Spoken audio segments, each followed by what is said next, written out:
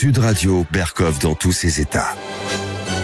Nous sommes en guerre. Auprès de mon arbre, je vivais heureux. J'aurais jamais dû m'éloigner de mon arbre. CNews, concrètement, comment, au lendemain de l'invasion, ils ont fait monter des figures comme Anne-Laure Bonnel, que personne ne connaissait, et qui travaillent pour les intérêts russes. Est arrivé sans se presser. Nous sommes en guerre. Nous sommes en guerre. Eh oui, nous sommes en guerre, mais il y a les euros, il y a les zéros aussi, malheureusement. Enfin, tout ça se dispute dans ce petit monde, on ne sait plus où chercher ces petits, et on ne sait plus comment les mots ont changé de sens, et les sens de mots. Alors, nous allons avoir quelqu'un que nous avons toujours reçu avec plaisir, Thierry Sénéclose, qui est céréalier dans la Drôme, et que nous avons reçu au Salon d'Agriculture, et avant également. Et puis, lui, il dit, content, alors les agriculteurs heureux, c'est pas tout à fait ça, et il va nous expliquer pourquoi, à son avis, on est encore loin du compte. Parce que c'est pas parce qu'il y a la guerre en Ukraine et en Russie que les agriculteurs ne sont plus là. Simplement, ils sont dans leurs travaux printaniers. Mais alors, demain, après-demain, eh bien, on va en parler avec lui. Et puis, nous allons recevoir un grand reporter, Anne-Laure Bonnel. Anne-Laure Bonnel, nous l'avons déjà reçue il y a des années, quand elle a fait ses documentaires sur le Donbass. Elle a commencé en 2015 à parler du Donbass, des événements du Donbass, Ukraine de l'Est. Et puis elle a réédité cela quelques années plus tard, et puis il a fait des reportages sur le Haut-Karabakh. Anne-Laure Bonnel fait partie de ces journalistes, femmes et hommes de terrain. Ils vont sur le terrain, ils vont voir ce qui se passe, ils participent, ils prennent tous les risques, et c'est intéressant effectivement de la faire parler, surtout quand on la traite d'agents de l'étranger et autres. Et puis nous allons parler également, évidemment, des perles magnifiques, Marine Tondelier, auprès de mon arbre, mais en Guyane.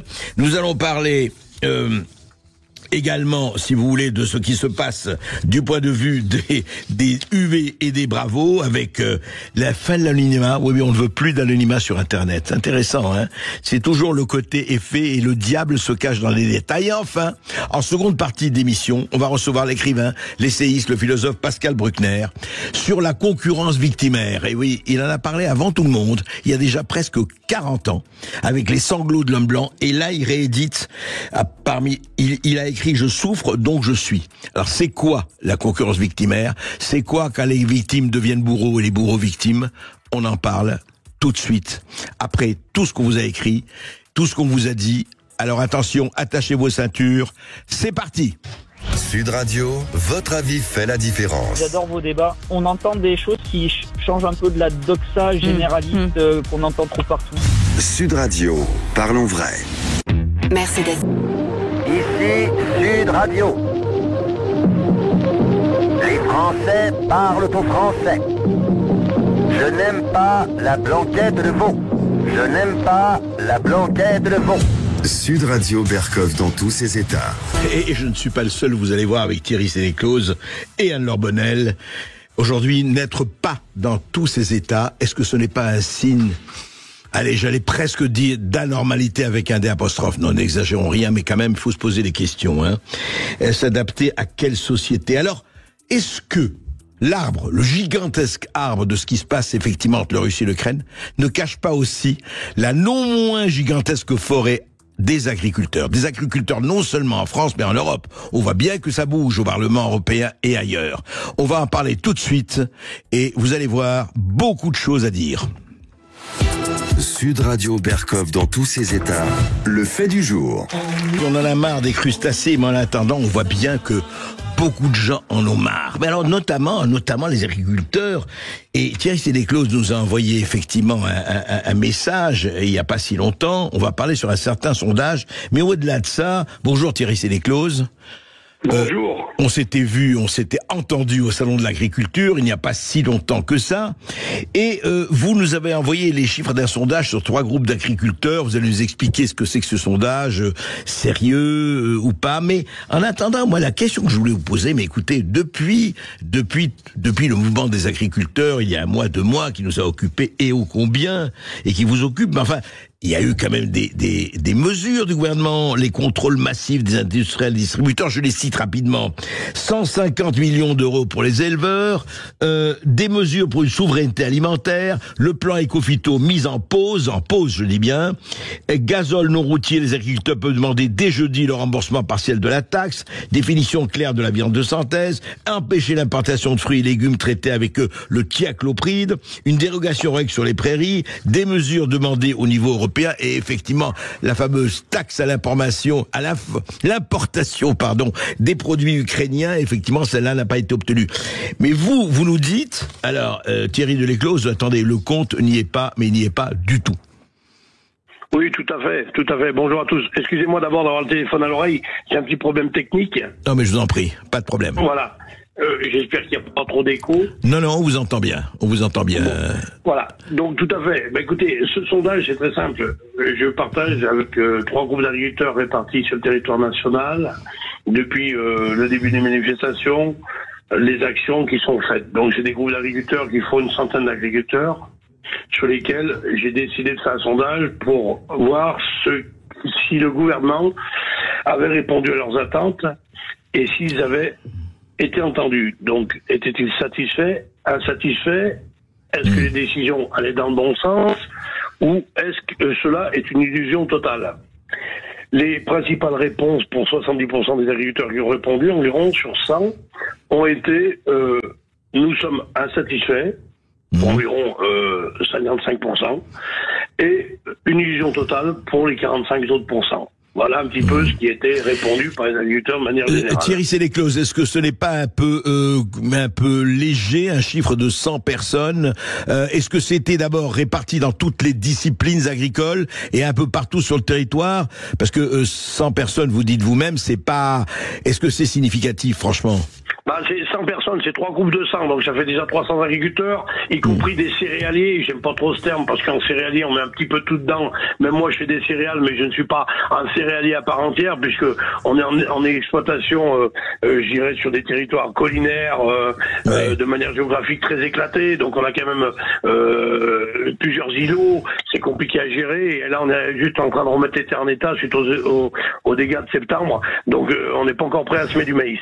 Mais bon, voilà. Donc il y a un petit peu tout le type d'exploitation, tous les profils d'exploitation, y compris donc dans la Drôme, dans l'Eure et dans le sud-ouest, du côté de Bordeaux. Donc si vous voulez, on couvre bien à peu près toute la configuration des exploitations agricoles, quoi. D'accord. Alors, vous dites effectivement insatisfaction et aucune illusion sur ce qui est fait, mais en énumérant ce qui aurait été fait, enfin ce qui a été présenté avec les 99% des aides de base de la PAC déjà versées, etc. À votre avis, le problème en fait qui se pose, on va y aller, d'ailleurs il se pose depuis des mois, voire des années.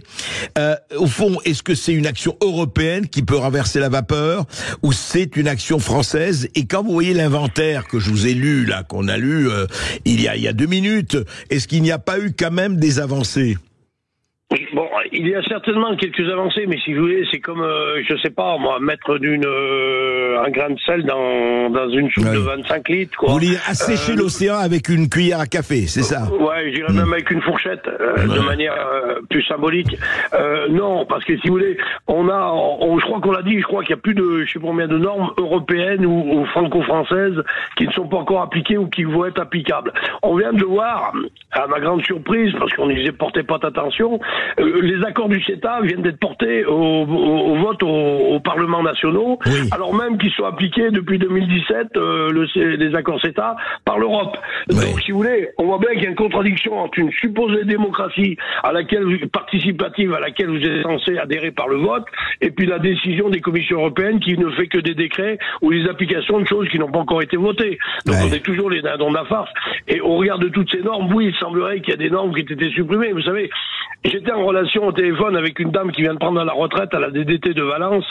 qui est une dame formidable. Au début, la discussion était assez tendue parce que, si vous voulez, vous le savez, je suis assez direct. Mais finalement, cette personne a appris à m'apprécier et je l'ai apprécié beaucoup. Et je lui souhaite d'ailleurs un bon départ à retraite. Elle m'a dit, mon pauvre monsieur Sénéclose, je pars à la retraite, mais la boule au ventre.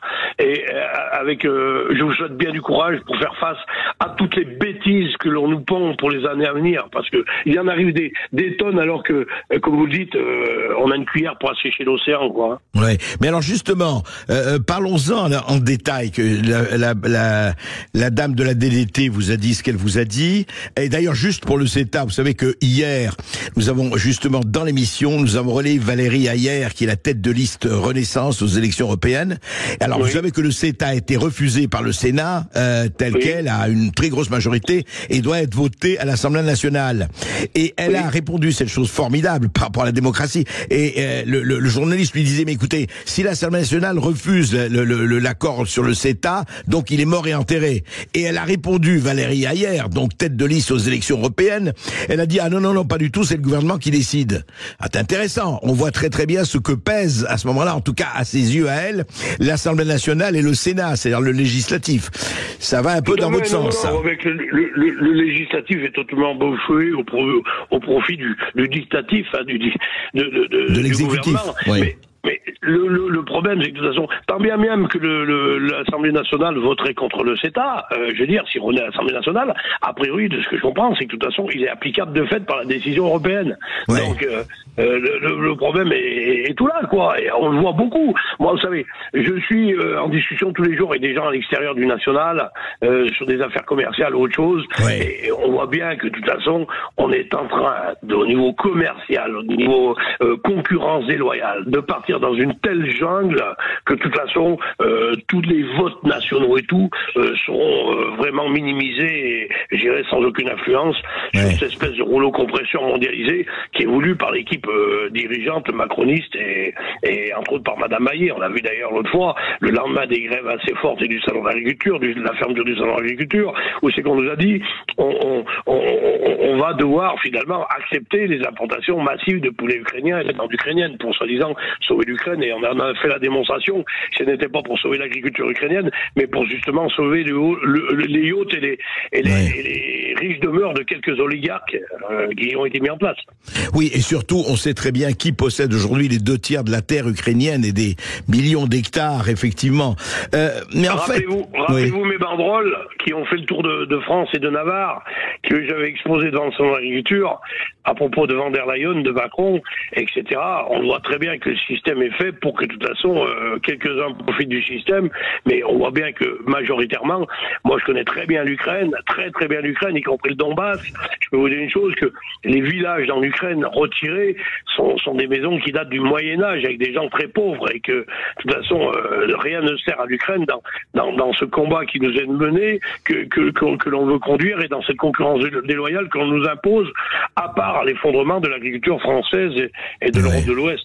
Et vous croyez alors justement, Thierry Sénéclose, comment éviter, est-ce qu'on peut encore éviter, parlons de brut de décoffrage, est-ce qu'on peut encore éviter l'effondrement de l'agriculture française? Est-ce que c'est quelque chose qui est déjà inéluctable, qui va se faire, bon, ça va peut-être prendre 10 ans, 20 ans, mais qu'au bout du compte, c'est programmé, c'est fait, et voilà, on va essayer de faire ou au contraire, il peut y avoir vraiment un vrai correctif et un vrai changement de cap? Oui, il peut y avoir un vrai correctif à condition que les élections européennes apportent ce changement de cap. Il semblerait qu'il y ait aujourd'hui, on va quand même traiter de Rassemblement National, alors que je ne suis pas du tout pour Rassemblement National, même si j'y ai été adhérent. Si il y a des gens et des équipes qui ont tendance à vouloir changer l'Europe dans le sens que l'on souhaiterait, il faut qu'elles le fassent. Si elles le font pas, je crois que ça sera la fin d'un système où c'est que les gens y auront cru, et il faudra qu'ils dégagent à leur tour aussi. Il n'y a pas de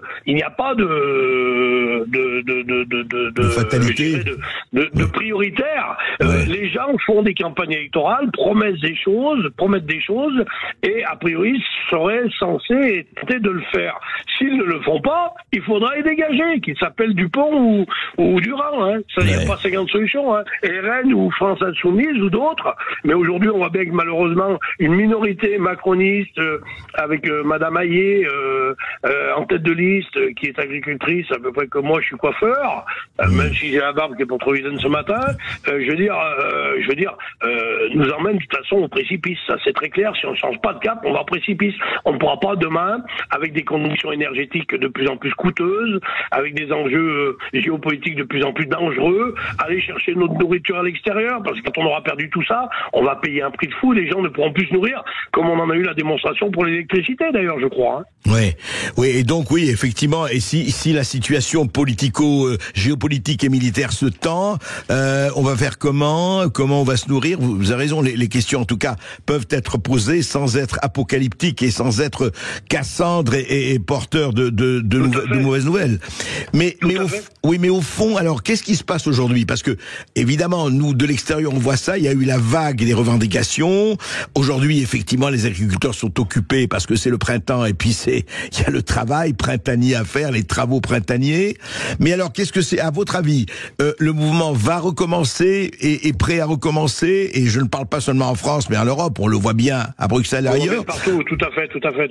J'étais en communication hier avec un Français en Roumanie qui exploite là-bas sur place, et il m'a dit, Thierry, de toute façon, rassure-toi, 80% des agriculteurs ici, chez nous, sont en faillite.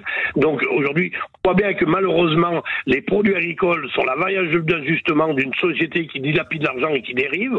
Et aujourd'hui, depuis 30 ans, je dis, je confirme, et encore plus sous Macron, on fait tout et n'importe quoi. On accepte de l'Ukraine des blés à prix cassés qui appartiennent à des sociétés multinationales telles que BlackRock, Vanguard, Blackstone, qui sont aujourd'hui de capitaux américains, souvent de capitaux qu'ils ont sucés sur les épargnes retraite des Français, puisque je crois qu'on est en train d'essayer de, je sais pas comment, mais de céder nos fonds de retraite à Blackstone, encore à des fonds américains. On voit bien que M. Macron a acheté 112 milliards de dettes américaines. Non, mais ça veut dire sur le plan agricole, ça veut dire que c'est fini, quoi. Mais parce que, en fait, est-ce que je ne vois pas quelle est la capacité de résistance, au fond, Thierry Sénéclose? La capacité de résistance, c'est de toute façon, au bout d'un moment, si des actions pacifiques, comme l'ont démontré les agriculteurs, et je salue tous mes agriculteurs qui aujourd'hui sont obligés d'aller dans les champs parce qu'ils travaillent, même nous on y était, mais la pluie nous sort, on a un printemps qui est très compliqué, et la situation financière, comme je vous dis déjà, pour remettre des parcelles en état est très compliquée, parce qu'on a eu énormément de dégâts, et pour le moment on travaille avec des pelles et des bulldozers plutôt que de travailler avec des tracteurs et des charrues, c'est pas très bon, mais je veux dire, on y croit, les agriculteurs mettent toujours le travail devant la revendication, et c'est ce qui malheureusement les a conduits à un tel déclin et à un tel rattrapage qui aujourd'hui nécessite beaucoup de temps et beaucoup d'argent. Vous parliez de 140 millions tout à l'heure, et plus des 400 millions, des bricoles, vous parliez de la récupération de la taxe GNR, mais c'est quand même du pognon qu'on avance, donc il est normal qu'on le récupère un peu plus vite. Alors là, il y a un semblant sur 2024 qu'on peut récupérer 50% de ce qui a été dépensé en 2023, mais le problème, ça laisse encore du GNR à 1 euro le litre, alors que je vous l'ai dit à plusieurs reprises, comparé au prix agricole payé en 86, voire maintenant on est même plutôt en 75, donc que les prix agricoles ont encore baissé, on avait du gasoil à 15 centimes d'euros le litre, donc à 15 centimes et 1 euro, rien que sur ces deux exemples, ça fait 7 fois, si le prix des céréales et des produits agricoles avait fait 7 fois, les agriculteurs n'auraient pas de problème et les gens resteraient dans les campagnes. Malheureusement, on ruine les campagnes pour aujourd'hui continuer la dépense publique à gogo, souvent de gens qui ne veulent pas travailler ou inutiles à la société. Cette fameuse société voulue en 92 par Mitterrand, cette société du tertiaire, est une société qui est en train d'effondrer notre économie. C'est tout le problème. Merci Thierry Sénéclose. De toute façon, on va vous suivre et on va suivre ce qui se passe. Effectivement, on se dit comment corriger le tir. On parlait hier de la dette abyssale de la France en ce moment, dette publique et dette générale. C'est assez préoccupant. Merci. Bon. Permettez-moi de terminer, s'il vous plaît. J'ai rencontré M. Attal au salon d'agriculture, à qui j'ai serré la main, et avec beaucoup de respect, même de la fermeté, mais du respect, qui m'a promis de me rencontrer, et qui a demandé à son chef de cabinet de prendre mes coordonnées. Bon, bah écoutez, j'attends toujours le rendez-vous. Aujourd'hui, je crois que ces gens-là, soit ils sont mal conseillés, soit ce sont des incompétents. S'ils sont mal conseillés, il faut changer les conseillers. Si c'est incompétents, il faudra les virer. Je suis pas sûr qu'il faille attendre 2027, parce que j'ai l'impression qu'on sera quand même sur un espèce de rouleau compresseur de toboggan. D'accord.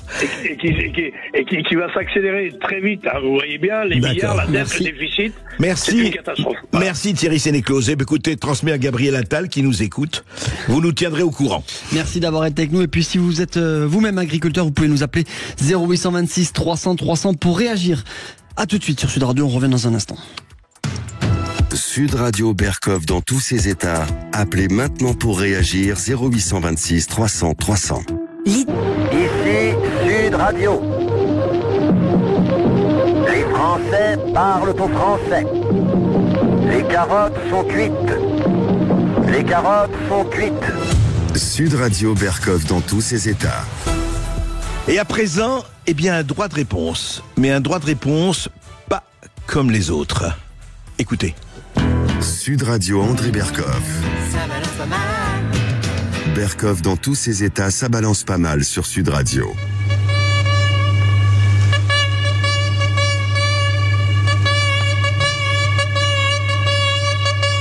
Pour ceux qui s'en rappellent, pour eux qui ont dit replay, c'est le générique de Droit de réponse, la fameuse émission de Michel Pollack dans les années 80. Pourquoi Droit de réponse ? Eh bien parce que, ici même, sur Sud Radio, dans l'émission de Jean-Jacques Bourdin, la semaine dernière, la tête de liste du PS Place Publique aux Européennes 2024, Raphaël Glucksmann, s'est exprimé et a répondu aux questions de Jean-Jacques Bourdin, et notamment, il a parlé de ceci. Écoutez. Et justement, j'ai présidé la commission spéciale sur les ingérences étrangères pendant tout mon mandat au Parlement européen. Et j'ai analysé comment certains médias étaient des chambres d'écho des opérations de déstabilisation de nos démocraties. Et j'ai analysé en particulier le cas de CNews en France. J'ai analysé Chambre d'écho de la déstabilisation de notre pays. Regardez, CNews. Concrètement, comment, au lendemain de l'invasion, ils ont fait monter des figures comme Anne-Laure Bonnel, que personne ne connaissait, et qui travaille pour les intérêts russes et qui est venue à l'antenne expliquer à quel point, eh bien, c'était les Ukrainiens qui massacraient, qui lançaient la guerre et qui étaient responsables de l'invasion de leur propre pays. Alors voilà, c'est intéressant parce que il parle donc Raphaël Glucksmann, effectivement chambre d'écho des intérêts russes, en parlant de CNews, déstabilisation, etc. Et il cite Anne-Laure Bonnel au lendemain de l'invasion russe, c'est-à-dire en 2022, donc depuis février 2022. Et il dit Anne-Laure Bonnel que personne ne connaissait et qui travaille pour les intérêts russes. D'abord, personne ne connaissait Anne-Laure Bonnel. Écoutez, je suis pas le seul, il faut s'inscrire quand même en faux. Anne-Laure Bonnel est une journaliste, elle est journaliste depuis au moins une quinzaine d'années, et elle a fait des documentaires qui ont fait beaucoup parler d'eux. Premier documentaire sur le Donbass en 2015, sur le Donbass. Ensuite, 8 ans après, elle en a fait un autre également sur le Donbass, et puis un documentaire sur le Haut-Karabakh, vous savez, ce qui s'est passé en Arménie, silence dans le Haut-Karabakh en 2023, et puis elle continue à aller sur le terrain. Je veux dire, on peut être pour ou contre Anne-Laure Bonnel, on ne peut pas nier qu'elle fait partie des gens, elle n'est pas la seule heureusement, mais ils sont rares, ou elles sont rares, à aller sur le terrain et raconter la guerre sur le terrain, avec un caméraman, etc. Elle en a parlé ici, donc Anne-Laure Bonnel, alors est-ce que je pose la question, vous travaillez pour les intérêts russes Alors écoutez, d'abord, je vais préciser à Monsieur Glucksmann que peut-être qu'il n'a jamais entendu parler de moi parce que j'ai tout fait depuis une quinzaine d'années pour être derrière la caméra et passer inaperçu. L'éclairage qui a été le mien en 2022 n'était pas du tout de mon fait. Ça m'est tombé dessus parce que j'étais arrivée dans cette zone le 20 février, bien avant le début de la guerre, et que toutes les radios et toutes les télévisions se sont acharnées. Or, j'ai commencé à faire des films bien avant 2022. Monsieur Glucksmann, visiblement, ne connaît ni mon passé et n'a pas fait correctement ses recherches. Il suffit d'aller sur LinkedIn pour voir que je travaille. Et depuis 15 ans, je travaillais comme chargée de cours à Paris 1 pour l'écriture de films documentaires, l'enquête journalistique. J'ai travaillé pour des écoles de journalisme, j'ai travaillé pour l'INA, j'ai travaillé pour les films d'ici, j'ai travaillé pour De Carolis. Je crois que j'ai un passé dans l'audiovisuel. Mon cheval de bataille a toujours été de travailler en coulisses, en toute discrétion et en toute humilité. C'est pour cela que Monsieur Glucksmann, avant 2022, n'a jamais entendu parler de moi.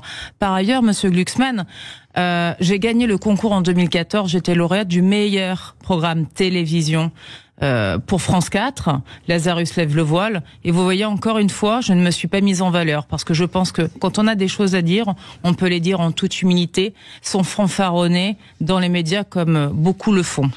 Voilà. Déjà, première réponse. Oui. Donc, je vous invite à revoir vos fiches. Il me semble que vous êtes nombreux dans votre place publique ce nouveau parti qui émerge, et vous devez certainement avoir des stagiaires qui pourraient faire des recherches sur mon passé. Ce n'est pas très difficile. Alors quand il dit que vous travaillez, parce qu'il a carrément dit ça, alors ça c'est pour personne ne connaît Anne-Laure Bonnel. Alors permettez-moi de vous couper. Oui. Déjà, monsieur Glucksmann, j'aimerais connaître les valeurs de gauche que vous défendez, parce que c'est gravissime de faire ce que vous faites et de dire ce que vous dites sans preuve. D'ailleurs, vous avez refusé le débat, vous ne m'avez pas répondu, vous affirmez sans apporter un quelconque éclairage sur ce que vous dites, mais savez-vous ce que j'ai vécu pendant 2 ans, depuis que certains journaux ont eu les mêmes déclarations que vous? Menaces, éviction de tous les établissements scolaires où j'enseignais, des difficultés financières, mais que vous ne pouvez même pas soupçonner, menaces envers ma fille. Je me suis retrouvée sur la liste Mirosvorets. Je vous rappelle que sur cette liste, beaucoup de personnes se sont retrouvées explosées dans des voitures piégées. Vous m'avez mis une cible sur le dos, avec des gens qui sont certes peu nombreux, les ultranationalistes ukrainiens, dont j'ai l'honnêteté de reconnaître certes qu'ils ne représentent pas l'entièreté du peuple ukrainien, mais qu'ils sont sacrément violents, et on ne rigole pas avec eux. Donc, à force d'écrire comme ça, les journaux comme Libération ou autres vous mettent en danger de mort. Au-delà de l'éviction sociale, qui est déjà une mort en soi, j'aurais pu me prendre une balle dans la tête. Est-ce que vous avez conscience de ça, vous, journaux de gauche, qui n'octroyez même pas un droit de réponse? C'est ça le courage? Où sont passées les valeurs du dialogue? Alors justement, parlons de cela. La question, je repose ma question. Intérêt russe. Pourquoi ça a été dit? Pardonnez-moi de vous couper une dernière fois, André, et je vous remercie surtout de m'octroyer ce temps de droit de réponse. Il y a 2 éléments que vous m'avez reproché dans les journaux. Un, c'est la vidéo qui provient de Poroshenko. Donc je vais revenir sur cette vidéo. Poroshenko, l'ancien président de l'Ukraine. Dans mon film 2015, de commencer là-dessus et d'avoir donc servi les intérêts russes. C'est vrai que j'ai fait l'erreur de penser qu'en 2015, les gens étaient au courant de ce qui se passait dans cette zone. Visiblement, très peu étaient au courant. Je pense qu'avec votre passé, monsieur Glucksmann, vous êtes au courant. Je laisse aux internautes découvrir votre passé. Votre passé, vos relations à l'Est, qui sont très, très nombreuses et qui interroge, mais je resterai élégante sur ce sujet et je n'aborderai pas, pour éviter toute forme de diffamation et calomnie, ce qui semblerait être devenu votre spécialité, monsieur Glucksmann. Par ailleurs, donc, je vais me permettre de lire cette fameuse vidéo que vous avez critiquée, on va revenir dessus, qui ouvre donc Donbass 2015. Cette vidéo provient d'une visite du président Petro Poroshenko dans la ville portuaire russophone d'Odessa, au sud de l'Ukraine, le 23 octobre 2014, à moins d'1 semaine des élections législatives.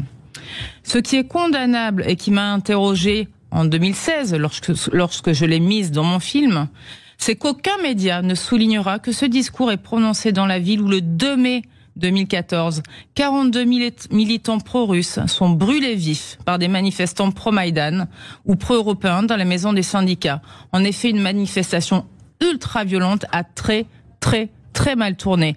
Je vous invite à revoir le film de Paul Moreira, produit par Canal+, entre autres, et Ligne de front. Il me semble que c'est faut regarder le nom de sa maison de production.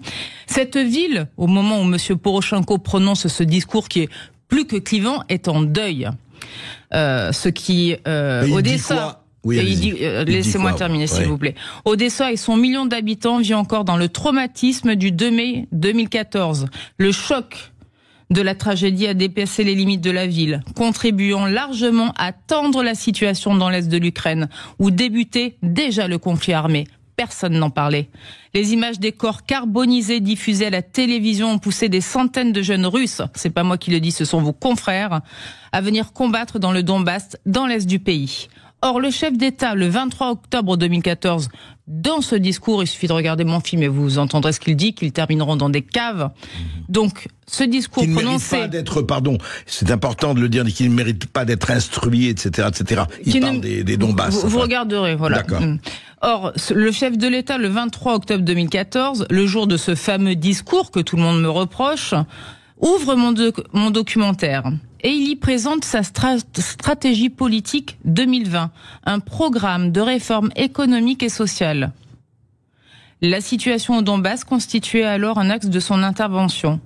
Mais est-ce que quelqu'un se pose la question que la guerre civile avait déjà commencé en avril 2014 avec le siège de Slaviansk du 12 avril au 5 juillet 2014 ? On compte déjà à ce jour de nombreux morts dans l'est du pays. La guerre civile a éclaté en avril 2014 et les mots prononcés par Poroshenko n'ont fait qu'attiser la haine et la rancœur. Est-ce que c'était vraiment judicieux, alors que le pays explose, de prononcer des mots dans une ville en deuil où 48 personnes sont mortes brûlées vives? D'ailleurs, à ce jour, nous sommes en 2024, il n'y a eu aucun jugement. Personne n'a été jugé pour ce crime. Anne-Laure Bonnel, et comment vous expliquez que des gens, enfin, il ne s'agit pas de juger, mais voilà, qu'un Raphaël Glucksmann ou d'autres, quand vous dites ce que vous dites et que vous avez effectivement enquêté là-dessus, sur ce qui s'est passé au Donbass à l'époque, effectivement, avec la population russophone et les bombardements qu'il y a eu, etc. Comment vous expliquez que dire ça, c'est travailler pour les intérêts russes? Écoutez, là, je n'ai pas de réponse. Pour moi, c'est du prêt-à-penser intellectuel. C'est un manque de culture générale. Et c'est une manière de désinformer. Voilà. Vous savez, le mensonge par omission existe. Vous en avez la preuve. C'est du mensonge par omission, tout simplement. Il vous donne une partie des faits, il ne vous donne pas le reste. C'est très facile, mais est-ce que c'est vraiment intègre, éthique? Je ne crois pas. Je termine. On m'a reproché les fameux 15 000 morts. Dépêche AFP, etc. Je reviens là-dessus. Les 15 000 morts de la guerre du Donbass, voilà. C'est ça, oui. Prononcé alors que j'étais sous les tirs, en direct, dans une zone de guerre, où on ne dort pas. Hein. Je vous passe les détails pour ceux qui ne vont jamais sur le terrain, ceux qui y vont comprendront. J'évoque 15 000 morts, certes, j'ai manqué de clarté, mais en 1 minute 30, il faut aller très très vite. Mais je n'ai fait que reprendre les éléments de langage de la presse internationale de 2014 et 2015. Tout le monde évoquait 15 000 morts, sans préciser que c'était de chaque côté, civil et militaire. Je dis bien tout le monde, tous vos confrères. J'en ai fait la preuve à travers un montage qui est disponible sur mon fil Twitter, donc ceux qui souhaitent le voir ou le revoir pourront en prendre connaissance. Votre fil Twitter, appelé, c'est Anne-Laure Bonnel. Anne-Laure Bonnel, voilà, vous tapez mon nom, vous retrouverez. Alors, au-delà de ça, au-delà de cette polémique, effectivement... Et qu'on me prouve quels sont les intérêts russes. Ouais. Est-ce qu'on a attaqué Aniva, qui va dans le Donbass, de travailler pour les intérêts russes? Est-ce qu'on a attaqué Madame Boudoul de travailler pour les intérêts russes? Est-ce qu'on attaque les journalistes qui sont présents en Russie, à Moscou, de travailler pour les intérêts russes? Moi, je dérange parce que j'ai montré des faits depuis 2015, ni plus ni moins. C'est ça, parce que vous étiez un peu avant tout le monde, quoi. Voilà. De parler de mais tout ça. Vous savez, ce que je remarque surtout, c'est que la plupart des journalistes ont focalisé mon travail sur le Donbass. Mais c'est bien sympathique, mais en tout cas, qui parle de mon film de 2020 sur les Arméniens? Personne. Mon travail ne se résume pas au Donbass. Qui a parlé des pauvres que j'ai filmés en 2017-2018, où j'ai parcouru la France, j'ai mis ces vidéos, des gens qui étaient en train de mourir de faim, de façon symbolique, avec des frigos vides? Personne. Alors c'est très bien de parler de mon travail dans le Donbass, mais je n'ai pas fait que ça. J'ai filmé la pauvreté, c'est du travail de gauche. J'ai filmé la précarité, c'est du travail de gauche. J'ai filmé des gens qui n'ont rien pour survivre, c'est du travail de gauche. Alors un peu de sérieux, hein.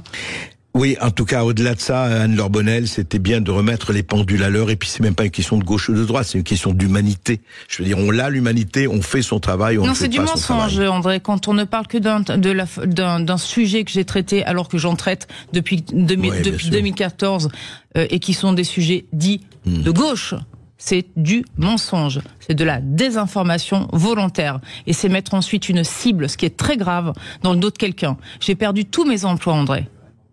Oui, à la suite de ce qui s'est passé. Mais évidemment, tous mes employeurs ont dit merci, au revoir. 15 ans d'enseignement, éliminé. Toutes les écoles dans lesquelles j'ai donné cours, enseigné, transmis mes valeurs du cinéma documentaire m'ont remercié. J'ai été menacée de mort. Est-ce que ces gens-là se rendent compte de la gravité de ce qu'ils font? Et ensuite, ils m'ont dit, c'est facile, vous avez qu'à prendre un avocat. Mais comment on fait pour prendre un avocat quand on n'a plus les ressources financières? Avec quels moyens? Alors qu'on m'explique les valeurs de gauche. Voilà. Mais écoutez, en tout cas, tout le monde et nos auditeurs et tout le monde vous a entendu, vous avez longuement exposé cela, c'est bien. y compris Raphaël Glucksmann, il ne serait pas mal effectivement qu'il réponde à ce que vous venez de dire. Un peu de courage, monsieur, et de panache. En tout cas, il était important que cela fût dit. Merci Anne-Laure Bonnel. Merci André. Merci d'avoir été avec nous. On va marquer une courte pause sur Sud Radio. On se retrouve dans un instant pour les perles et les bravos d'André Berkoff. À tout de suite. Sud Radio Berkoff dans tous ses états, midi 14h. André Berkoff. Quand on n'a pas les mots. Ici Sud Radio. Les Français parlent au français. Je n'aime pas la blanquette de veau. Je n'aime pas la blanquette de veau. Sud Radio Berkoff dans tous ses états. 13h51 sur Sud Radio, on parlait avec Anne-Laure Bonnel et puis nous avons Julien qui nous appelle depuis Marseille. Bonjour Julien. Oui, bonjour Julien. Bonjour André. Je voulais dire, c'est dommage parce que cette dame ou comme Régis Le Saunier ou d'autres sont calomniés par que ce soit Glucksmann ou Tanzer. Ou Nolo, et je m'inquiète pour vous aussi, parce que le problème c'est que de donner un point de vue différent, c'est devenu du complotisme, de l'extrême droite. Ah non, mais c'est même travailler pour les intérêts russes, comme dit le candidat européen là, aux élections européennes. Mais bien sûr, alors que c'est pas être pro-russe, c'est d'abord le. Écoutez, je pense que c'est tout simplement électoraliste. Il fallait qu'il fasse le buzz. Il a du mal à émerger, donc voilà, on parle d'intérêt russe pour faire parler de lui. Il a besoin de pub, ce monsieur, visiblement. Madame Bonnel, c'est pas que Glucksmann. Vous prenez Nicolas Tanzer, c'est des chiens d'attaque, si vous voulez. Le droit de réfléchir par soi-même, sans être dans le narratif et se poser des questions, c'est devenu être complotiste, être pro-russe ou être d'extrême droite. C'est très grave parce qu'on vous disqualifie, que ce soit nous en tant que personne ou vous en tant que journaliste. Oui, enfin écoutez, oui, je suis d'accord avec vous. Moi, je suis apolitique, j'ai jamais appartenu à un parti. Vous voyez, les politiques, je m'en méfie énormément. Mais je pense bien, mais c'est le problème où dans la société où on nous-mêmes, où on n'a plus le droit de penser. Et là, c'est un peu problématique, je pense. Eh oui. Merci Julien. C'est très gentil, en tout cas. Merci. Nous, on va essayer de continuer à penser, en tout cas. C'est clair. Merci Julien. Sud Radio Berkoff dans tous ses états. Les perles du jour. C'est très très bien, c'est vrai. Qu'est-ce qu'il a raison, Brassens. Alors c'est intéressant parce que Marine Tondelier, la tête de liste aussi, je crois, effectivement, elle aussi aux élections européennes. Elle était en Guyane. Elle s'est filmée devant un arbre. Et voici ce qu'elle a dit en Guyane. Elle était devant un arbre pas comme les autres. Écoutez. Bonjour à toutes et tous, nous sommes à Cayenne, en Guyane, pour le dernier jour de ce déplacement en Outre-mer, en Guadeloupe, en Martinique et en Guyane. Et je voulais vous parler, avant de rentrer, de cet arbre juste derrière moi. Cet arbre, c'est un fromager. Il est chargé de légendes, d'histoires. Notamment, il a la réputation chez beaucoup de Guyanais de faire le lien entre les vivants, entre celles et ceux qui sont là, et l'invisible. Il est aussi utile pour les gens qui se perdent en forêt, puisque si vous tapez très très fort sur son tronc, vous voyez ses racines proéminentes, alors ça fait des bruits très sourds qui peuvent permettre au secours ou à d'autres personnes de vous localiser et de venir vous retrouver. Mais pourquoi je voulais vous parler de cet arbre, celui-là derrière moi en particulier? C'est parce qu'il a été planté il y a 20 ans, jour pour jour. L'anniversaire, c'était hier, très précisément. Voilà, par des amis écologistes, etc. Voilà, c'est très très bien. Il émet les bruits et tout ça. Ce qui est intéressant d'ailleurs, c'est que en janvier, 1er janvier 2023, donc il y a un an et quelques, Marine Tondelier avait tweeté ceci. J'ai mes poules, je ne prends plus l'avion, je me chauffe à 19 degrés, j'habite pas dans la Creuse, etc. Bon, évidemment, pour aller en Guyane, en Martinique ou en Guadeloupe ou ailleurs, c'est un peu difficile d'y aller sans prendre l'avion, ou alors on rate les élections européennes. Donc voilà, c'est sympathique, faites ce que je dis. Alors non, on va pas être méchant avec Marine Tondelier, elle a absolument le droit d'aller en Guyane, mais c'est pas la peine. Bon, elle avait envie de se faire un tour et puis effectivement de voir les électeurs, parce qu'il y a des électeurs là-bas aussi pour les élections européennes. Ce qui est amusant quand même, c'est que voilà, bon, le prétexte c'est l'arbre, c'est très bien, comme pour Anne Hidalgo, le prétexte c'était sa fille, et puis les Jeux Olympiques. Bon, voilà, après tout, c'est pas la peine d'en faire un fromage, sauf que c'est pas la peine aussi de dire je ne prends plus l'avion, Marine Tondelier. Vous savez très très très très bien qu'un certain nombre de gens qui professent la dépollution totale, l'oxyde de carbone, le CO2, etc., passent allègrement outre.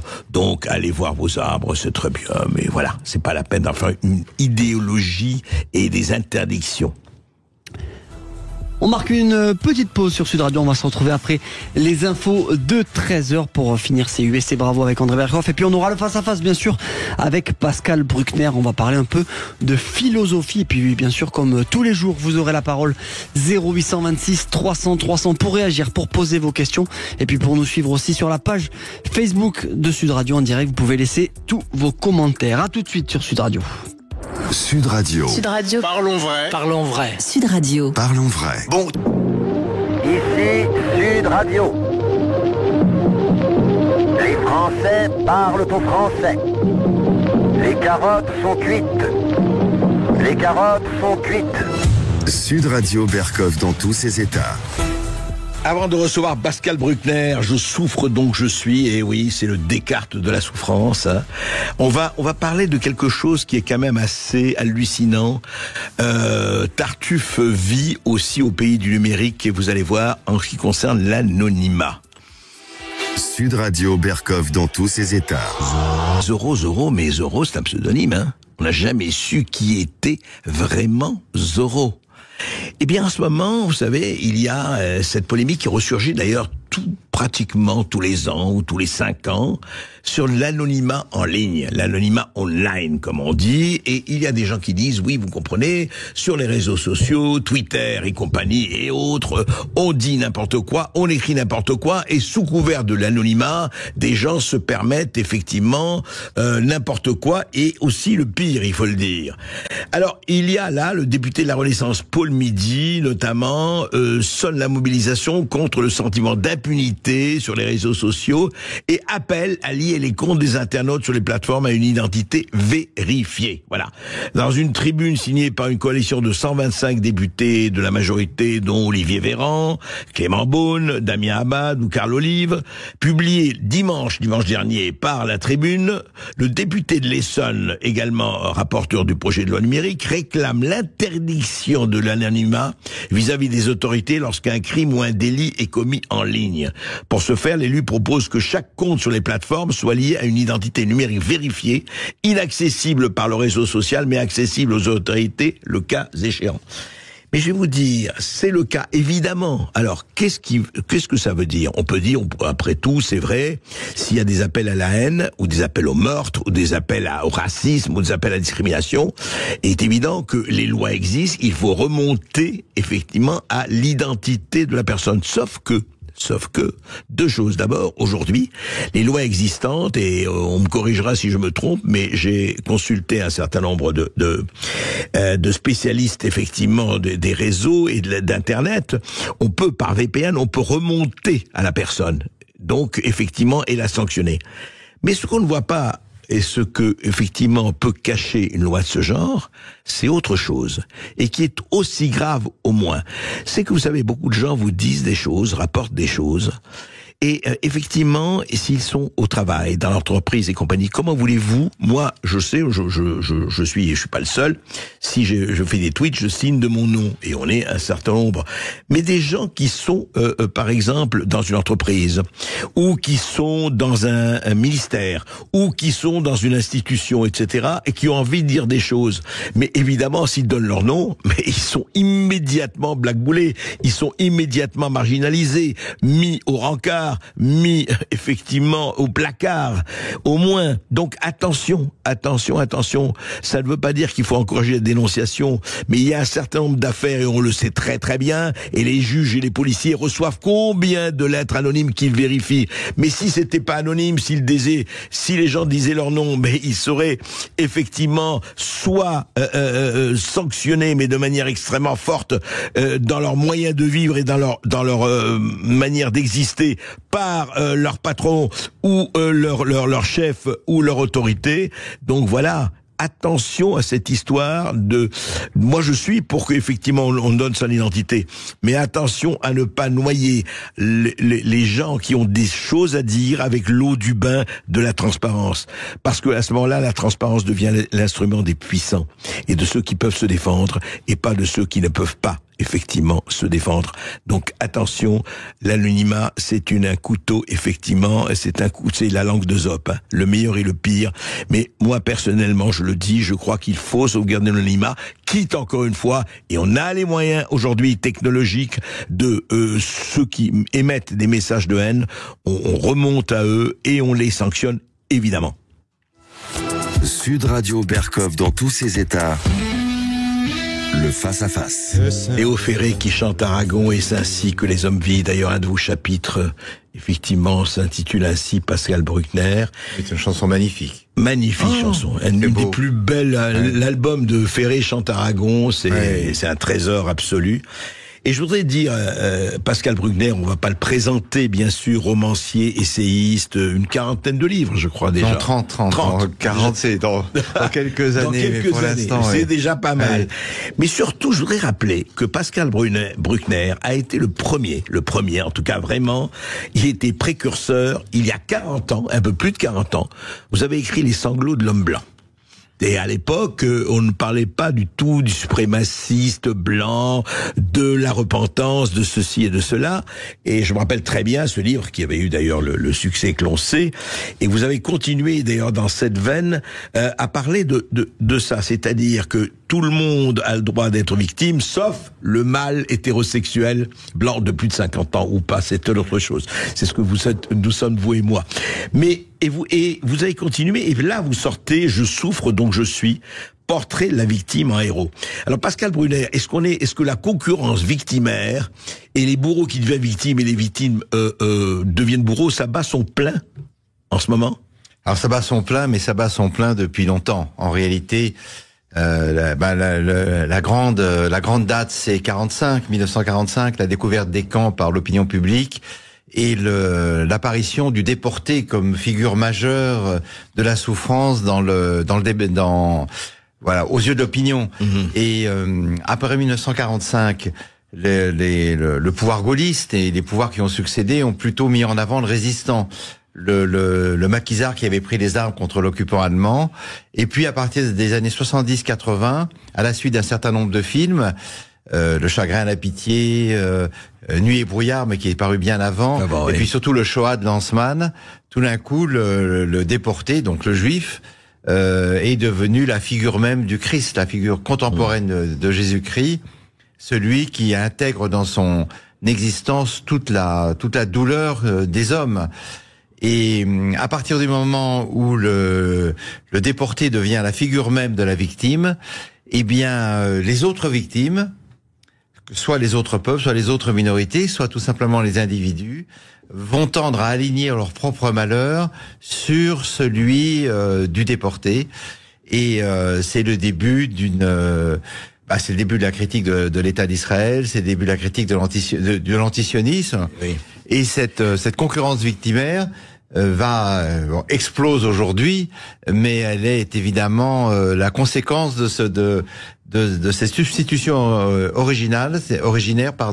Donc c'est le déporté qui va l'emporter sur le résistant. Mais alors justement, l'acte fondateur pour vous, c'est justement 45 et évidemment l'Holocauste, enfin tout ce qui s'est passé Mais comment l'inversion a été quand même assez forte parce qu'il n'y a pas eu de génocide, il y avait eu le génocide arménien de 1915, mais ça n'a pas fait du tout évidemment le même effet. Après, il y a eu, vous le savez aussi bien que moi au moins, ce qui s'est passé au Rwanda, ce qui s'est passé d'ailleurs effectivement entre l'Arabie Saoudite et le Yémen, ce qui s'est passé entre Hussein de Jourdain et les Palestiniens. Mais là, effectivement, ce sont ce qu'on a appelé entre guillemets les racisés qui sont devenus les victimes. Et de quand, je reviens aussi à votre livre d'il y a 40 ans, mais qu'est-ce qui a fait, parce que vous continuez cette réflexion, que c'est le blanc qui est devenu l'oppresseur, le blanc, y compris d'ailleurs le juif, est devenu l'oppresseur par excellence? D'abord parce que le blanc s'est auto-désigné comme tel. C'est toute la réflexion, tout le soutien de Sartre à Frantz Fanon et à la révolution algérienne consiste à dire il faut tuer... quand on tue un colonisateur, on libère en quelque sorte la France de sa propre tradition coloniale. Et là, Sartre est allé, à mon sens, vraiment un peu trop loin, en justifiant la violence aveugle des Moudjahidines, qui était d'ailleurs doublée, comme l'a bien montré Jean Birnbaum dans un de ses livres, qui était doublée d'une violence religieuse. C'est le début du terrorisme islamiste. Mais effectivement, alors il y a plusieurs éléments. Il y a le procès de Nuremberg a en quelque sorte installé dans le droit le concept de génocide. Et à partir du moment où le génocide l'emporte, la volonté d'éradiquer la totalité ou une majorité d'un peuple, les autres populations, les autres sociétés se disent mais les souffrances dont nous pâtissons aujourd'hui, eh bien, c'est aussi un génocide. Et là, la concurrence commence avec l'usage même du mot, qui devient le mot le plus désirable du monde. Et on voit bien qu'aujourd'hui, l'usage du mot génocide, tel que l'Afrique du Sud essaie de l'imposer à la Cour internationale de justice, est évidemment un usage qui me paraît abusif, parce qu'il n'a pas d'intention des Israéliens d'éradiquer l'ensemble du peuple. Tout le monde arabe. Enfin, je veux dire, l'ensemble du monde palestinien. Mais la charge affective de ce mot est tellement forte que si on peut la retourner contre les Juifs, c'est effectivement une aubaine dont personne ne va se priver.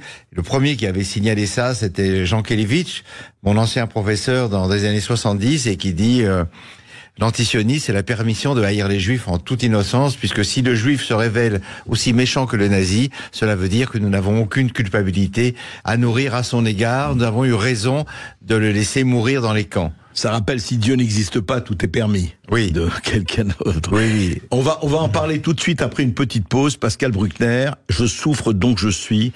Très intéressant de voir ces passages du héros et de la victime, effectivement, que vous décrivez dans votre livre. Et puis vous aurez la parole aussi pour poser toutes vos questions, pour réagir, pour intervenir dans l'émission 0826 300 300. À tout de suite. Sud Radio, votre avis fait la différence. Je tenais à vous remercier pour votre émission parce qu'elle permet à des citoyens comme moi de pouvoir s'exprimer et d'avoir des voix un peu dissonantes. Sud Radio, parlons vrai. Ici Sud Radio.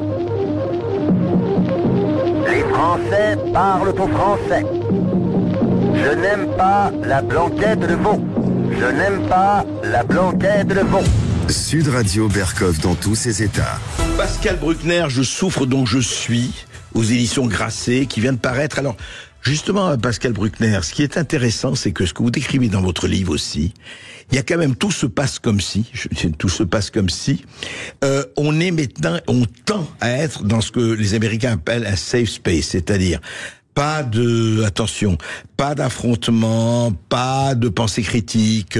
On est entre nous, on est dans l'entre-soi, et on est dans l'entre-soi des victimes. Parce que si on est face à quelqu'un qui veut essayer de nous bousculer même intellectuellement, ça ne va plus du tout. On est entre soi, et on a vu avec tout ce qui s'est passé à l'université américaine, y compris française d'ailleurs, au niveau du woke, de la cancel culture, de l'écriture inclusive, tout ça. Cette extraordinaire, je dirais pas concurrence victimaire, parce qu'elle existe, mais cette espèce de doxa victimaire, elle a quand même, c'est un incendie de forêt quand même, à un moment donné, ça a vraiment pris des proportions. Oui, c'est un incendie de forêt qui d'ailleurs tient essentiellement dans notre rapport à la souffrance. Ma génération, par rapport à celle de mes parents, était déjà une génération douillette, une génération qui avait quand même grandi dans un relatif confort par rapport à celui de la guerre ou de l'avant-guerre, et qui connaissait les prémices de la société de consommation. Donc, je peux dire que j'ai été relativement gâté par rapport à l'enfance de mes propres parents ou de mes grands-parents. Mais ça s'est aggravé avec le temps, puisque le confort, les soins, l'état-providence fait que les générations X, Y, Z, donc celles qui sont nées à l'orée du siècle, ont été évidemment élevées dans une autre configuration morale. Et laquelle justement? Laquelle c'est bien justement ça. Alors ça nous vient des États-Unis. Vous savez, par exemple, dans les universités américaines, en 95, quand je suis retourné enseigner à l'université de New York, mon chairman, donc le patron du département, m'a dit: Pascal, les règles ont changé. Maintenant, tu ne peux plus parler avec une étudiante dans un bureau fermé. Tu dois soit laisser la porte ouverte, soit enregistrer la conversation, et évite de prendre la l'ascenseur seul avec une femme. Il vous l'a dit comme ça? Oui, parce que elle peut porter plainte contre toi, elle peut dire que tu as essayé un geste audacieux à son égard, et elle te dira tout de suite, ne montez pas, ça me rend, makes me feel uncomfortable. Donc ça me met mal à l'aise. Et donc c'est le début. Parce qu'en fait, le wokisme existe depuis très longtemps aux États-Unis. Je pense que c'est un avatar du macartisme, un avatar de gauche, et ou même un avatar du protestantisme nord-américain. Et ça a éclaté aussi. Celui qui l'a bien souligné, c'est le président Obama. Quand venant en 2014 dans une grande université américaine, il a dit aux étudiants, écoutez, je comprends vos inquiétudes, vos douleurs, mais je vous rappelle que la faculté n'est pas une nurserie. Vous êtes des adultes, il faut peut-être affronter le monde tel que vous allez le rencontrer, parce qu'effectivement, vous l'avez dit, André Berkoff, les safe space, qu'est-ce que c'est? Ce sont des bulles auxquelles les étudiants ont droit. Lorsque les nouvelles du monde extérieur sont trop douloureuses, ils peuvent s'enfermer. C'est des maisons ou c'est des appartements. Alors les femmes avec les femmes, les gays avec les gays, les noirs avec les noirs, les asiatiques. On est séparés. On est séparés. Ouais. Les hétéros avec les hétéros, si tant est que cette catégorie est reconnue. Mais et donc chacun se met dans cette bulle et reste à l'abri des agressions extérieures. Or, pourquoi pas? Après tout, il y a des thérapeutes qui font ça. Quand on entreprend une thérapie. Le monde entier comme nurserie, c'est peut-être pas l'idéal. Le monde entier comme nurserie n'est pas bon, surtout que le reste du monde n'est pas du tout dans la douceur et dans la gentillesse. Au contraire, c'est plutôt les bouchers ressortent leur couteau en ce moment. Et donc il y a une fragilité des jeunes générations qui a été remarquée par de nombreux sociologues et qui souffre de ce qu'on a appelé le syndrome du petit pois, du nom de ce conte d'Anderson, cette princesse qui découvre un petit pois sur son matelas et qui n'arrive pas à dormir de la nuit parce que ça la blesse. Et c'est cette idée d'une hypersensibilité à l'adversité, aux remarques désobligeantes, même aux désaccords idéologiques, alors que le désaccord, c'est le fondement de la démocratie. On commence par être désaccord et puis on essaye ensuite de trouver un compromis. Et ça fait des générations qui, évidemment, se nourrissent de toutes les inquiétudes de l'actualité. On a parlé d'éco-anxiété, par exemple, face au réchauffement climatique. Alors c'est vrai que c'est un problème important. Faut-il aller comme Greta Thunberg jusqu'à verser des larmes en public pour en parler? Et puis les cellules psychologiques pour un bobo, enfin pour n'importe quel incident même. Voilà, alors ça c'est entièrement nouveau. Alors ça n'existait pas. Ça n'existait pas au moins jusqu'à mes 40 ans. Je suis frappé par le fait, par exemple, que même en Ukraine, où je vais assez souvent, chaque fois qu'il y a des attentats ou des morts à la suite des bombardements russes, c'est la prolifération des peluches et des fleurs. Ouais. Même là-bas, alors à Moscou aussi, quand il y a eu cet attentat samedi dernier, et c'est donc le nounours est devenu le symbole de la douleur. Mais c'est le symbole de la douleur impuissante. Donc c'est vrai que nos aînés, ou même nous peut-être, quand nous avions une blessure ou nous souffrions d'une agression violente, nous avions cette faculté d'intérioriser le mal, et soit de le convertir en désir de vengeance, soit tout simplement à l'avaler, puis à dire on passe à autre chose. Ça a été l'attitude des Britanniques pendant le Blitz. Ben oui. Les Britanniques, c'est la fameuse formule never complain, never explain. Ne vous plaignez jamais, n'essayez pas de comprendre. Résister, résilience, comme disent l'autre. Oui, c'est l'esprit. Mais la résistance, c'est plus fort que la résilience. Mais c'est l'esprit de résistance. Et il semble que nous l'ayons perdu, effectivement, et que nos enfants, ou même nous aujourd'hui, puisque nous sommes influencés par eux, nous froissions à la moindre remarque. Et que ensuite nous essayons d'exprimer ce sentiment qui peut virer très vite au sentiment victimaire. Mais justement, est-ce qu'il y a, parce que vous en parlez aussi dans votre livre, Pascal Bruckner, est-ce qu'il y a quelque part, est-ce qu'on se drape dans la majestueuse toge de justement de la victime, c'est-à-dire que tous ces gens-là dont on parle, enfin se sent pas tous très proches, mais de se dire, oui, mais de toute façon, je suis une victime du monde, des puissants pour les uns, pour les autres des hommes, les autres des femmes, etc. Je veux dire, est-ce qu'il y a quelque chose de dénominateur commun qui consiste à dire, je dois me protéger parce que le monde, et là j'arrive à un phénomène sectaire, est-ce que le monde est hostile, même si ça va, est-ce que je dois me protéger absolument, est-ce que c'est pas ça quelque part? Oui, c'est l'idée que là, bien sûr, alors ce sentiment victimaire, il a plusieurs sources, mais il vient aussi de l'État-providence. Donc l'État-providence créé en 1945 par De Gaulle et les communistes, en gros, les deux grandes forces hostiles qui se sont associées pour accomplir les promesses du Conseil de la Résistance, ont décidé que les Français ne seraient plus exposés aux tribulations de la vie, et c'est plutôt une bonne chose. Oui, c'est une bonne chose, bien sûr. C'est une très bonne chose pour nous tous. Mais l'État-providence a ceci de dramatique, il est périssable. Il coûte très cher, et on voit aujourd'hui, avec la réalisation soudaine par le ministre de l'économie des trous gigantesques dans notre budget, que nous allons probablement être moins bien remboursés, notamment au niveau des médicaments, mais ça crée un trouble terrible. Je ne sais pas si, quand vous allez dans les pharmacies ces jours-ci, et il m'arrive d'y faire la queue, je vois que les conversations entre les clients et les pharmaciens, c'est sur la baisse de remboursement du Doliprane. En disant, mais pourquoi avant c'était intégralement remboursé? Mais non, madame, c'est fini. Mais pourquoi? Et donc, il y a cette idée que finalement, la protection est faillible, que la protection va être rare, et que donc c'est un vestige du passé dont nous allons payer très cher la disparition. Et tout ça entretient un sentiment de fragilité extrême, et qu'effectivement le monde m'est hostile, et que je n'ai comme d'autres solutions peut-être que de faire le dos rond, de me recroqueviller, de rester chez moi, face à un extérieur qui ne m'est pas a priori amical. On va en parler, on va continuer à en parler. Oui, est-ce que c'est la position de l'autruche? Est-ce que c'est la bonne position? On va continuer à en parler avec Pascal Brunner après cette petite pause. Et puis avec vous au 0826 300 300 pour poser toutes vos questions et pour intervenir dans l'émission. Nous sommes ensemble jusqu'à 14h. À tout de suite sur Sud Radio. Sud Radio Berkov dans tous ses états, midi 14h. André Berkov. Ici Sud Radio. Les Français parlent au français. Les carottes sont cuites. Les carottes sont cuites. Sud Radio Berkov dans tous ses états.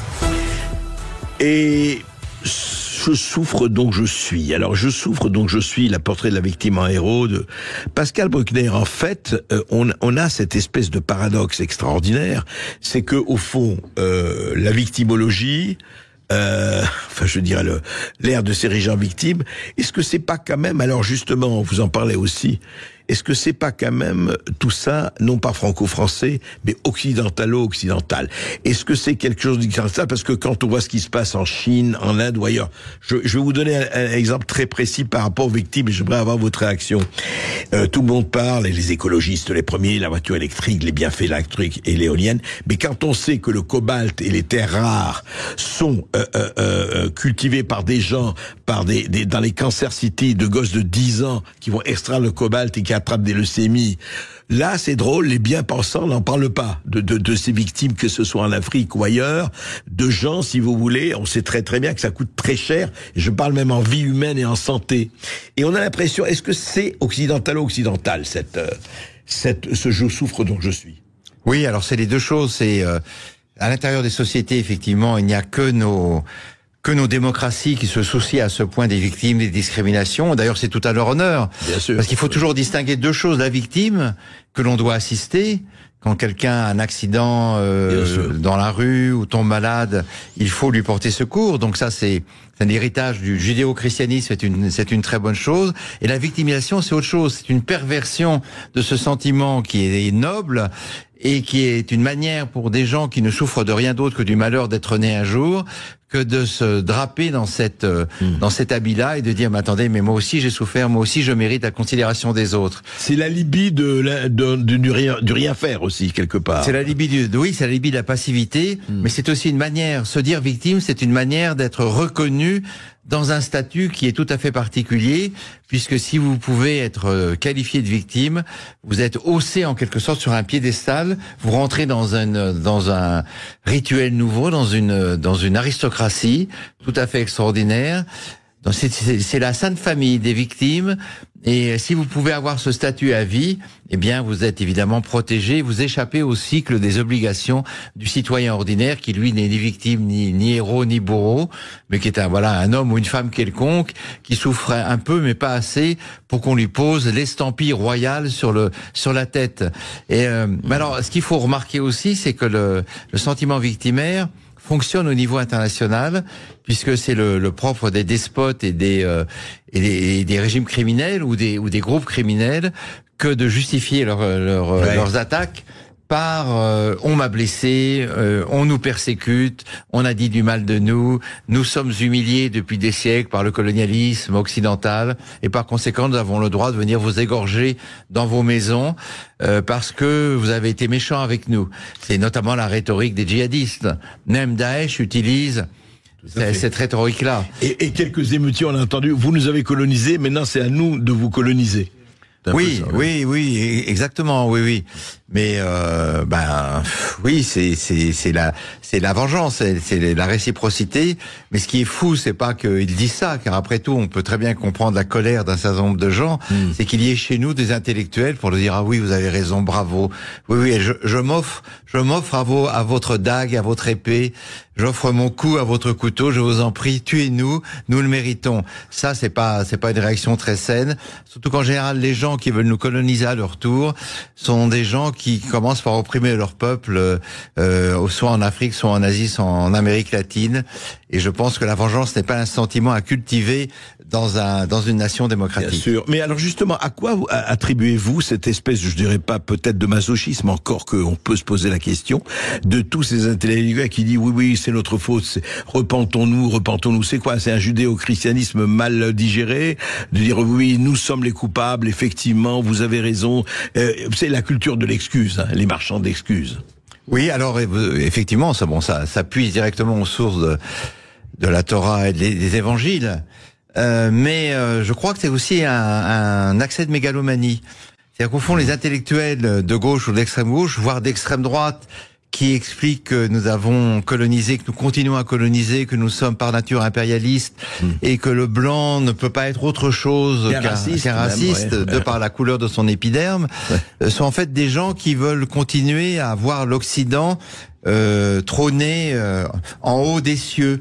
Et donc nous voulons les titulaires apostoliques et universels de la barbarie dans le monde. Je me souviens d'ailleurs d'un article d'Edgar Morin paru au début du siècle là-dessus, en disant que oui, il faut se méfier de la barbarie, tout en se souvenant qu'il n'y en a qu'une sur Terre, c'est la barbarie occidentale. Mais non, c'est pas vrai. Carrément. Hein. Oui, il avait dit ça dans un article, ça m'avait frappé. Mais c'est une façon, en quelque sorte, de gonfler son torse, de dire que c'est encore nous qui sommes au sommet de l'histoire, alors qu'on voit bien avec l'émergence de la Chine, de l'Inde ou du Brésil, on voit bien que nous ne sommes plus les maîtres de l'histoire, c'est fini, nous ne sommes plus les maîtres du monde, nous en sommes un département, certes encore riche, mais nous ne faisons plus la pluie et le beau temps aux quatre coins des continents. Et c'est vrai que, rappelez ce que vous avez dit de Sartre, quand on tue un Européen, c'est la préface aux damnés de la terre de Frantz Fanon, quand on tue un Européen, on fait deux hommes libres, l'Européen qu'on élimine et le colonisé qui se libère. Oui, alors c'est très maladroit. Hein. D'ailleurs, je crois que même Frantz Fanon avait été un peu choqué par cette préface. Peut-être parce qu'il était un peu plus nuancé dans le fond de sa pensée, mais évidemment cette phrase a été beaucoup reprochée à Sartre. Et c'est malheureusement dans la suite de beaucoup de ces engagements malheureux en faveur du communisme, en faveur du stalinisme, en faveur du gauchisme. Alors Benny Lévy, alias Paul Victor, à la fin de sa vie, a essayé de l'orienter. Pierre Victor, pardon, tout à fait, vers d'autres choses. Mais l'immense talent de Sartre, parce que moi je ne peux pas renier. Presque un génie dans le style, c'est fourvoyer dans des engagements politiques qui sont aujourd'hui considérés comme abominables. Il faut toujours opposer à Sartre deux grandes figures, Raymond Aron, qui s'est pratiquement jamais trompé. Sur l'Algérie, il avait fait un livre merveilleux où il expliquait 4 ans avant la décolonisation qu'il fallait quitter l'Algérie. Voilà, que c'était une question politique évidente, et Albert Camus, évidemment. Mais justement, alors, mais par rapport à aujourd'hui, vous citez des grandes figures, je ne dirais pas du passé, mais enfin... Oui, du passé, qui oui. Sont, mais qui continuent à nous mais, inspirer. Absolument. Mais encore une fois, pour sortir même des intellectuels, enfin du milieu simplement, il y a quelque chose qui est tout à fait frappant. Est-ce que c'est de l'électoralisme de la part, parce que les politiques qui rejoignent cela, et les noms vous les connaissez aussi bien que moi, Pascal Bruckner, ce qui est extrêmement frappant, c'est quand même ce côté, je voudrais que vous me disiez ce que vous en pensez, quand il y a eu, vous savez, le Bataclan. On en parle beaucoup par rapport à ce qui s'est passé en Russie, parce que c'est assez semblable, même s'il y a comparaison n'est pas raison, mais vous vous rappelez un livre qui a eu beaucoup de succès qui s'appelait « Vous n'aurez pas ma haine », donc de la part de quelqu'un dont la femme a été massacrée, enfin a été tuée au Bataclan. Ce « Vous n'aurez pas ma haine », est-ce que ça correspond pas un peu à cette espèce... C'est-à-dire, oui, effectivement, alors vous en parlez dans votre livre, vous dites il s'agit pas de se venger de la même façon, mais enfin, est-ce qu'il faut pardonner? C'est quoi je veux dire, il y a quand même quelque chose. Moi, je ne sais pas si des gens très proches de moi se font massacrer, je ne sais pas si j'aurais envie de dire vous n'aurez pas ma haine. Je pense qu'on a d'abord la haine et l'esprit de vengeance. C'est la première réaction normale. D'ailleurs, on peut dire que les soldats américains qui ont débarqué sur les plages de Normandie en juin 1944 ne disaient pas aux nazis « Nous vous aimons, nous allons vous offrir des roses ». Non, ils voulaient les abattre. On peut pardonner une fois que l'ennemi est à terre, une fois que l'ennemi a été battu, et s'il lui-même implore notre pardon. Mais tant que l'ennemi n'implore pas notre pardon, il n'y a rien à lui accorder, et la haine, ou en tout cas l'hostilité, continue à régner. Donc il ne faut pas précipiter le mouvement. Bien sûr que la haine est un sentiment stérile et qui entretient les hostilités d'une génération à l'autre. Mais enfin, pour que la haine cesse, il faut d'abord que la victoire soit acquise. Et après, on peut se réconcilier avec les descendants ou avec ceux de nos ennemis qui n'ont pas les mains couvertes de sang. Et la réconciliation franco-allemande a eu lieu 10 ou 15 ans après la défaite totale absolue de l'Allemagne nazie, et c'était la condition pour que De Gaulle se réconcilie avec Adenauer. Et puis on a bien vu que les Vietnamiens sont pas en train, les petits-fils des Vietnamiens, c'est pas si loin, ne sont pas en train d'assassiner, d'égorger les Américains. Et non, pourtant, Dieu sait ce qui s'est passé. Et pour une raison simple, c'est que le Vietnam, qui est un pays magnifique, a vaincu et les Français et les Américains. Et ça, vous savez, quand on a une victoire militaire. Et puis c'est un peuple qui bâtit l'avenir, qui construit. Alors c'est un régime communiste, donc évidemment très loin de nos libertés, mais c'est quand même effectivement les Américains sont maintenant les alliés des Vietnamiens contre l'impérialisme chinois. C'est quand même un renversement hallucinant. Je crois que nous avons des auditeurs. Oui, une auditrice, c'est Joël qui nous appelle depuis le Var. Bonjour Joël. Bonjour Joël. Oui, bonjour. Merci de prendre mon appel. Moi, je voulais rebondir un petit peu sur ce qu'a dit votre invité, Monsieur Wagner, c'est ça? Bruckner. Oui, Wagner. En ce qui concerne la politique d'État-providence tout à l'heure. Oui. Un peu, comment dirais-je, induite par De Gaulle et les communistes à la fin de la guerre de 40-45. Par contre, je sais pas, je pense pas que ce soit cette politique-là qui soit la responsable de la faillite de l'État aujourd'hui. Parce qu'en fait, peut-être que je déborde un peu. Non, on parlait vraiment du point de vue de la culpabilité, du point de vue, vous voyez, des victimes. Hein. C'est pas sur l'économie. Hein. C'est encore autre chose. D'accord. Parce que je voulais dire que, oui, mais quelque part la culpabilité. Si vous regardez bien, ça veut dire que, en fait, le peuple est presque, comment dirais-je, coupable de recevoir des aides. Or, ces aides, elles sont pas gratuites. Non, bien sûr, on les paye. Vous voyez ce que je veux dire? Non, bien sûr, donc, bien si sûr. on va sur la culpabilité, on peut aller jusque-là. Voilà. Après, je suis complètement d'accord avec ce que dit votre invité sur le sentiment d'humiliation. Écoutez, je suis blanche, française, européenne, et je me sens pas coupable de quoi que ce soit.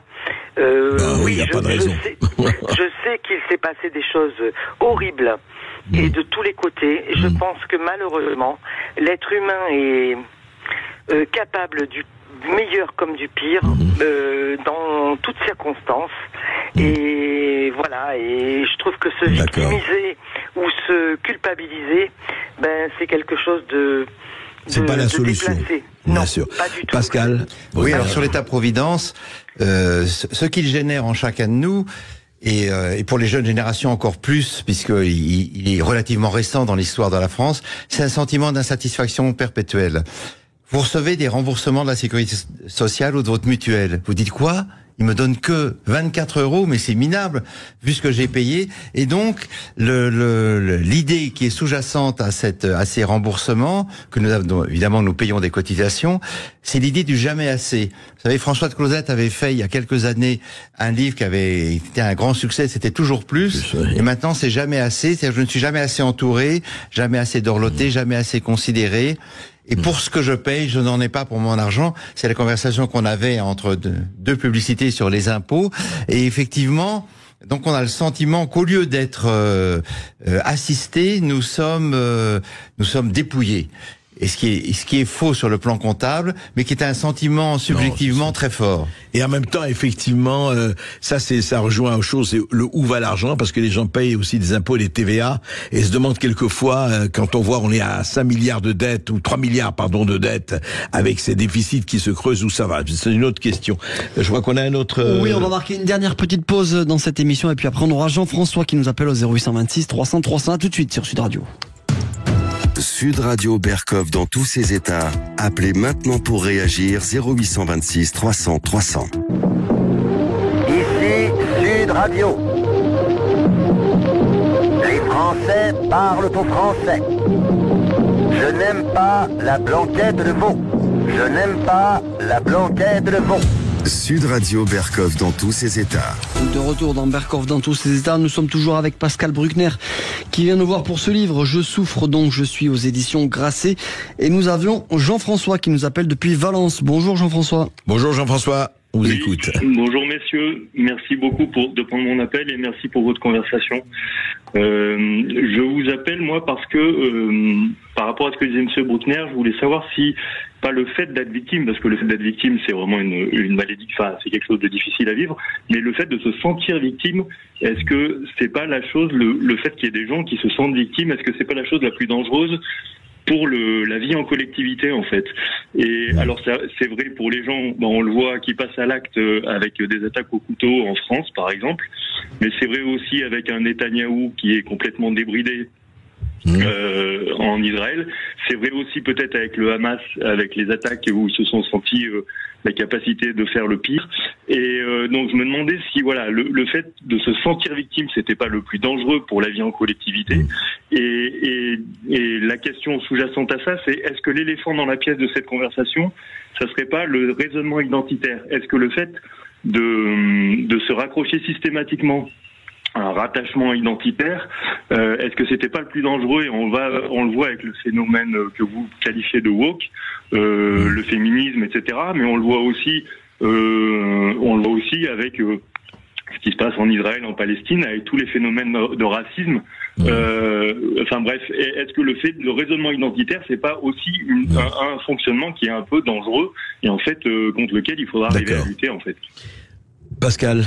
Alors effectivement, une société composée de victimes n'est plus viable, parce que s'il y a 68 millions de victimes en France, on peut plus diriger ce pays. Chaque catégorie, et là je rejoins ce qu'a dit Jean-François, chaque catégorie se constitue en identité, en bastion. Je peux faire n'importe quoi puisque je suis victime. Oui, ouais, c'est ça. Comme je suis victime, j'ai tous les droits et je n'ai plus aucun devoir. Donc ça, c'est extrêmement dangereux.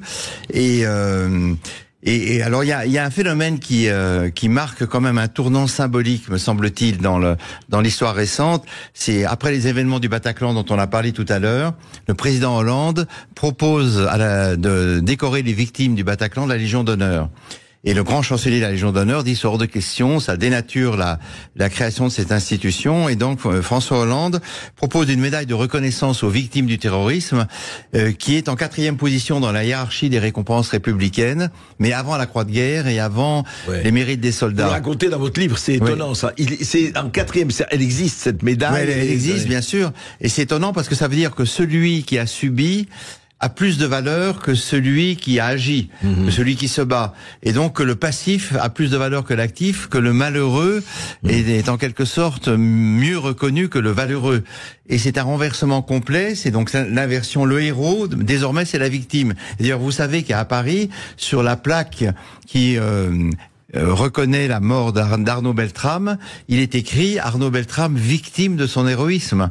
C'est quelque chose qui aurait été hallucinant pour les gens de la résistance ou pour nos victimes de son héroïsme. On est victime de son héroïsme alors qu'on aurait dû dire on est au contraire rehaussé par son héroïsme. Un acte héroïque vous rend plus grand que les autres parce que vous vous êtes sacrifié pour une personne. Mais donc c'est cette confusion de la victime et du héros qui est aujourd'hui très préoccupante, qui fait qu'effectivement, si nous ne savons pas résister aux aléas de l'existence que nous traversons tous, eh bien, nous allons créer des générations de gens apeurés qui ne seront pas capables d'affronter les difficultés du monde à venir. Et oui, et on le sent déjà, je crois. Oui. On a Philippe qui nous appelle depuis Caen. Bonjour Philippe. Oui, Philippe, bonjour Monsieur Bruckner. Oui, bonjour André. Oui, vous l'avez effleuré tout à l'heure, j'aimerais juste revenir sur un cas de repentance. Le fameux rapport de Benjamin Stora sur les événements d'Algérie. Après, on a nommé la guerre d'Algérie. Remis à Macron, il y a pas très longtemps, en fin de compte. Et je vous rappelle que le gouvernement algérien actuel désavoue, car le juge encore trop négligent, pas assez de repentance, rédemption, pendaison pour la France, pour son histoire. Moi, je crois qu'il faut, là, un moment ou un autre, il faut taper du poing sur la table, il faut être responsable, il faut être corseté, il faut dire non, stop, même pour du gaz ou du pétrole. La France, en aucun cas, ne se trahira. Une France forte pour une autre histoire. Il faut vraiment des hommes de pouvoir et des hommes vraiment qui représentent notre nation. Voilà, il faut tirer par le haut et non pas se repentir, toujours par le bas. Mais Stora n'est pas, en aucun cas, eu égard sa compétence intellectuelle, est loin d'être une référence dans ce domaine. Voilà. Pascal Bruckner, effectivement, cette histoire avec l'Algérie, c'est intéressant parce que rappelons que, encore une fois, sans faire des jugements politiques, l'Algérie a rétabli, vous savez, dans son hymne national, le paragraphe consacré à la France qui avait été supprimé, l'hymne national, je rappelle, a été écrit en pleine guerre d'Algérie avant l'indépendance. Et donc il y a effectivement, on sent très très très bien. D'ailleurs, on en a parlé ici avec l'ancien ambassadeur de France en Algérie, Tebboune, qui remet 3 fois. Là, par exemple, un exemple, France-Algérie. Victime, bourreau, victime, bourreau. J'en parle dans mon livre, j'ai 5 pages sur l'Algérie. Et effectivement, la gestion de ce dossier par le président de la République a très mal commencé quand il était en Algérie en 2017 en disant c'est un crime contre l'humanité. Et en réalité, la volonté d'Emmanuel Macron, c'est de faire pour l'Algérie ce que Chirac avait fait pour les Juifs. En reconnaissant la responsabilité de l'État dans les crimes de Vichy. Sauf que c'est pas la même chose. Les mots ont un sens et on peut pas les utiliser n'importe comment. Et Macron avait commencé à avoir une réflexion intéressante quand il a dénoncé la rente mémorielle du gouvernement algérien vis-à-vis de la France. Sauf qu'il, apeuré par sa propre audace, il a fait marche arrière. Et là-dessus, évidemment, nous sommes l'objet d'un chantage permanent de la part des Algériens. Et donc le rapport Stora, c'est un peu une liste à l'après-vert. Vous savez, il faut rendre la veste d'Abdelkader, il faut rendre les restes des soldats morts, les boulets de canon tirés contre le baie d'Alger. Enfin, c'est un peu n'importe quoi. Moi, je suis pour des rapports apaisés. Et des rapports de partenariat. Oui, sains, pas des rapports des rapports sains. Et donc, moi, j'aurais préféré, mais il y a 20 ans, qu'un président de la République reconnaisse, oui, nous avons commis les crimes en Algérie, vous en avez commis aussi. Nous reconnaissons les nôtres, reconnaissez les vôtres, et maintenant nous sommes 2 nations fières et indépendantes qui commerçons et négocions en toute lucidité. Mais Macron est allé jusqu'à se fâcher avec le Maroc, ce qui est une absurdité parce que c'est quand même l'État le plus stable du Maghreb et l'État avec lequel nous avons le plus de liens aujourd'hui. Et cette relation, elle est corrompue jusqu'à la moelle. Et moi, je suis tout à fait d'accord avec l'ancien ambassadeur de France en Algérie, Xavier Driancourt, qui demande de dénoncer l'accord qui favorise les échanges entre travailleurs algériens et français. Fameux accord de 68, oui. Voilà, quand Jacques Chirac est allé je crois c'est en 2004 en Algérie, il a été entouré de centaines de jeunes ou de milliers de jeunes qui criaient des visas, des visas. C'est-à-dire que si la France est cette nation génocidaire et abominable que décrit le pouvoir algérien, qui évidemment vit de sa rente pétrolière, comment se fait-il que tant d'Algériens aient envie de venir chez nous et que tous les opposants au pouvoir algérien viennent se réfugier en France? Donc là, il faut clarifier les relations. Je crains que Macron ne soit pas capable de le faire quand viendra le président algérien Tebboune. C'est qui vivra verra là-dessus, effectivement. Oui. Je souffre donc je suis. Lisez-le. C'est vraiment un livre qui vous ouvrira, comme on dit, avec de Pascal Bruckner, Portrait de la victime en héros. Ouais, c'est disponible depuis une dizaine de jours André. Aux éditions Grâce, et merci beaucoup Pascal Bruckner d'avoir été avec nous.